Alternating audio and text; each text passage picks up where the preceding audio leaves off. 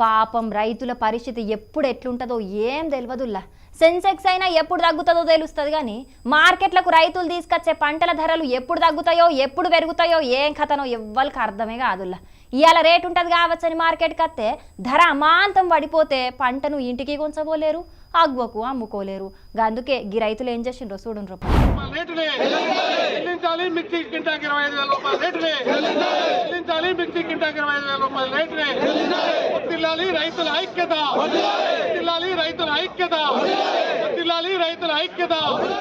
ఖమ్మం వ్యవసాయ మార్కెట్ల మిర్చికి గిట్టుబాటు ధర కల్పియాలని తెలంగాణ రైతు సంఘం సమితి ఆధ్వర్యంలో ఆందోళన చేసిండ్రు. రైతుల దగ్గరగేంచి అడ్డీకి పావు సేరు కొంటున్నారని చెప్పి జెండా పాటను ఆపుదల చేయించి మరీ మిర్చికి గిట్టుబాటు ధర కల్పియాలని వ్యవసాయ మార్కెట్ కమిటీ ఆఫీస్ ముంగట ధర్నాకు దిగిండ్రు.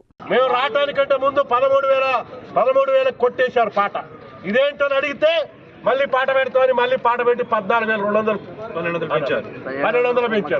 నిజంగా వాళ్ళకి నష్టం వస్తే ఇది యాడ్ నుంచి వస్తుంది. నష్టం కాదు, ఇది కృత్రిమంగా ఈ రేట్ లేకుండా చేసి రైతుల్ని దోపిడీ చేయడానికి ఇవాళ బయర్స్ కానీ వీళ్ళందరూ కూడా వ్యవహారం చేస్తున్నారు.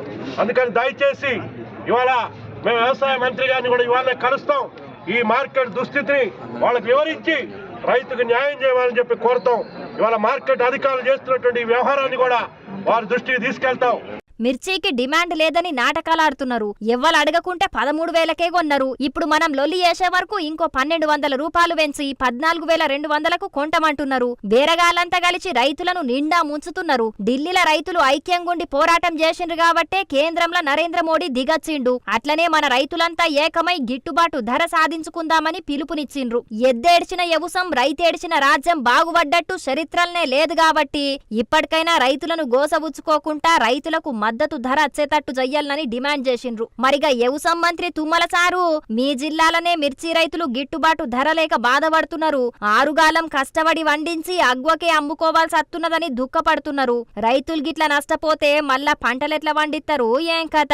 జర ఇప్పటికైనా ఆలోచన చేసి రైతులను ఆదుకోండ్రి. ఏమంటున్నాం, సరేనా?